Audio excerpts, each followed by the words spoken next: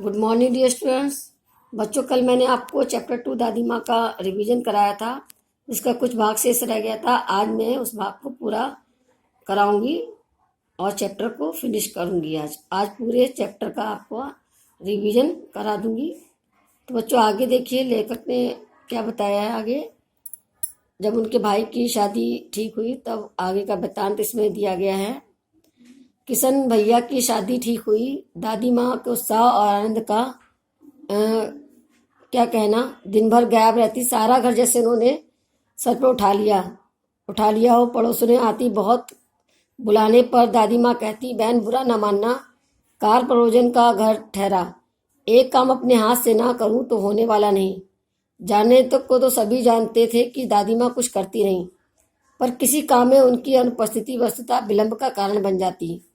उन्हीं दिनों की बात है। एक दिन दोपहर में मैं घर लौटा। बाहरी निकसार में दादी माँ किसी पर बिगड़ रही थी। देखा मैंने, पास के कोने में दुबकी रामी की चाची खड़ी हैं।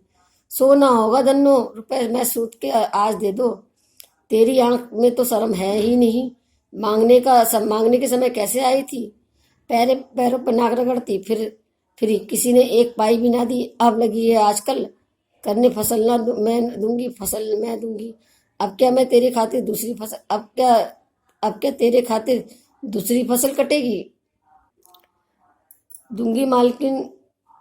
रामी की चाची रोती हुई दोनों हाथों में आंचल पकड़े हुए दादी माँ के पैरों की ओर झुकी। बिटिया की शादी है, आप ना दया करोगी तो उस बेचारी का निस्तार कैसे होगा। हट हट, अभी नहा के आ रही हूँ। दादी माँ पीछे हट गई। जाने दो दादी, मैंने इस अप्रिय प्रसंग को हटाने की गरज से कहा। बेचारी गरीब है, दे देगी कभी। चल चल चल चल चल चला है समझाने। मैं चुपके से आंगन की ओर चला गया। कई दिन बीत गए, मैं प्रसंग को एकदम सा भूल गया। एक दिन रास्ते में रामी की चाची मिली। वह दादी की को पूतो फलो दूधो नाहों का आशीर्वाद दे रही थी। मैंने पूछा, क्या बात है धन्नो चाची। तो उन्होंने बियल होकर कहा, उरीन हो गई बेटा, भगवान भला कहेगा तुम्हारी हमारी मालकिन का। कल ही आई थी, पीछे का सभी रुपया छोड़ दिया और ऊपर से 10 रुपए का नोट देकर बोली, देखो धन्नो, जैसे तेरी बेटी वैसे मेरी बेटी। 10-5 के लिए हंसाई ना हो, देवता है बेटा, देवता। उस रोज तो बहुत डांट रही थी। मैंने पूछा, वह तो बड़ों का काम है बाबू, रुपया देकर डांटे भी ना तो लाभ क्या। मैं मनी मन इस तर्क पर हंसता हुआ आगे बढ़ गया। किशन के विवाह के दिनों की बात है। विवाह के 4-5 रोज पहले से ही औरतें रात भर गीत गाती हैं। विवाह की रात को अभिनय भी होता है। ये प्राय एक ही कथा का हुआ करता है। उसमें विवाह से लेकर उत्पत्ति तक के सभी दृश्य दिखाई जाते हैं। सभी पाठ औरतें ही करती हैं। मैं बीमार होने के कारण बारात में न जा सका। मेरा भाई राघव दलान में सो रहा था। वह भी बारात जाने के बाद ही पहुंचा। औरतों ने उस पर आपत्ति की। दादी माँ बिगड़ी, लड़के से क्या पर्दा, लड़की और बरबम का मन एक सा होता है। मुझे भी पास ही के एक चारपाई पर चादर उड़ाकर दादी माँ ने चुप्पे से सुला दिया था। बड़ी हंसी आ रही थी। सोचा कहीं जोर से हंस दूं तो भेद खुल जाए, बाहर किया जाऊंगा। पर भाभी की बात पर हंसी न रुक सकी और भांडाफोड़ हो गया। देवू की माँ ने चादर खींच ली। कहा, दादी ये कौन बच्चा है, बेचारा रोता है शायद, दूध तो पिला दूं। हाथापाई शुरू हुई। दादी माँ बिगड़ी, लड़के से क्यों लगती है। सुबह रास्ते में देवू की माँ मिली। कल वाला बच्चा भाभी। मैं वहां से भागा और दादी माँ के पास खड़ा हुआ। वस्तुतः किसी का अपराध हो जाने पर हम दादी माँ की छाया में खड़े हो जाते हैं और अभयदान मिल जाता है। स्नेह और ममता की मूर्ति दादी माँ की एक एक बात आज कैसी कैसी मालूम होती है। परिस्थितियों का बात्या चक्र जीवन के सूखे पत्तों सा कैसा नाचाता है, इसे दादी माँ खूब जानती थी। दादा की मृत्यु के बाद से ही वह बहुत उदास रहती। संसार उन्हें धोखे की टट्टी मालूम होता। दादा ने उन्हें स्वयं जो धोखा दिया था। वे सदा उन्हें आगे भेजकर अपने पीछे जाने की झूठी बात कहा करते थे। दादा की मृत्यु के बाद कुकुरमुत्ते की तरह बढ़ने वाले मुंह में राम, बगल में छुरी वाले दोस्तों की शुभचिंता और स्थिति और डावाडोल कर दी। लोगों ने स्थिति डावाडोल कर दी। दादा के शायद में दादी माँ ने मना करने पर पिताजी ने अतुल संपत्ति व्यय की। वह घर की तो थी नहीं। दादी माँ अक्सर उदास रहा करती थी। माँ के दिन थे, कड़ाके का जाड़ा था, पछुआ का सन्नाटा और पाले की शांत हड्डियों में घुस पड़ती। शाम को मैंने देखा दादी माँ गीली धोती पहने कोने वाले घर में एक संदूक पर दिए जलाए हाथ जोड़कर बैठी हैं। उनके स्नेह कतार आंखों में मैंने आंसू कभी नहीं देखे थे। वह बहुत देर तक मन मारे उनके पास मैं वह बहुत देर तक मन मारे उनके पास बैठा रहा। उन्होंने आंखें खोली। दादी माँ, मैंने धीरे से कहा, क्या है रे तू, कहाँ यहाँ क्यों बैठा है? दादी माँ, एक बात पूछूं, बताओगी ना? मैंने उसकी स्नेहपूर्ण आंखों की ओर देखा। दादी माँ, एक बात पूछूं, बताओगी ना? मैंने उनकी स्नेहपूर्ण आंखों की ओर देखा।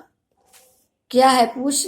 तू रोती रोती थी? दादी माँ मुस्कुराई। पागल, तूने अभी खाना भी नहीं खाया है ना? चल चल, धोती तो बदल लो। दादी माँ, मैंने कहा, मुझे सर्दी गर्मी नहीं लगती बेटा। वे मुझे खींचती रसोई में ले गई। उस समय मैंने देखा चारपाई में बैठे पिताजी और किशन भैया मन मारे कुछ सोच रहे थे। दूसरा चारा ही क्या है? बाबू बोले, रुपया तो कोई देता नहीं है। कितने कितने लोगों का कितने के तो अभी पिछले भी बाकी हैं। वे रोने रोने से हो गए। रोता क्यों रे? दादी माँ ने उनका माथा सहलाते हुए कहा, मैं तो अभी हूँ ही। उन्होंने संदूक खोलकर एक चमकती सी चीज निकाली। तेरे दादा ने ये कंगन मुझे इसी दिन के लिए पहनाया था। उनका गला भराया। मैंने इसे पहना नहीं, इसे सहज कर रखती आई हूँ।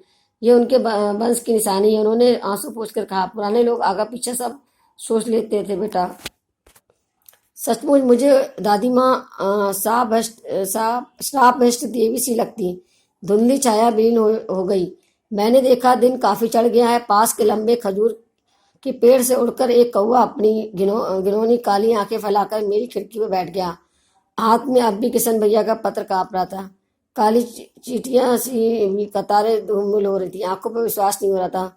मन बार बार अपने से ही पूछता था, क्या सचमुच मेरी दादी माँ नहीं रही? बच्चों, यहाँ पर लेखक ने जो है बताया है अपनी दादी माँ को याद करते हुए, जो बताया कि उनके भाई की जब शादी हो रही थी, तब उनकी दादी माँ बहुत ही जो है उत्साह एवं आनंद से परिपूर्ण थी। और वे कोई भी काम अपनी उपस्थिति में होना पसंद करती थी।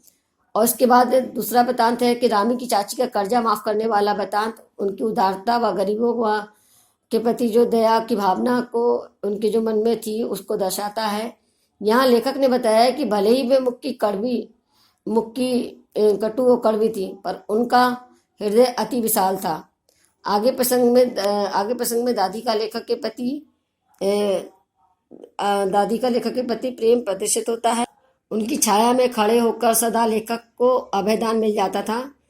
तीसरे प्रसंग में दादी माँ के जीवन में दादाजी की मृत्यु के बाद आए एकाकीपन का सुंदर चित्रण है। इस प्रसंग में लेखक ने बताया है कि दादाजी के मृत्यु हो जाने पर दादी माँ अपना दुख सदैव सबसे छुपा लेती, न किसी को कभी दुखी होने देती थी। इस प्रसंग में उनकी सहनशीलता का उत्तम वर्णन है।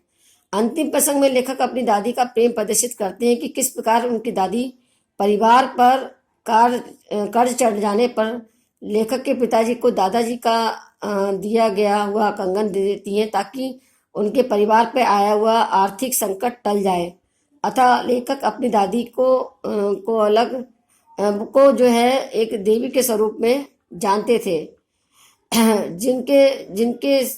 जिनकी सेवा, संरक्षण, परोपकार वस्तुतः अत्यधिक इन्हीं के कारण थी। अंत में जब लेखक को अपने दादी माँ के जो है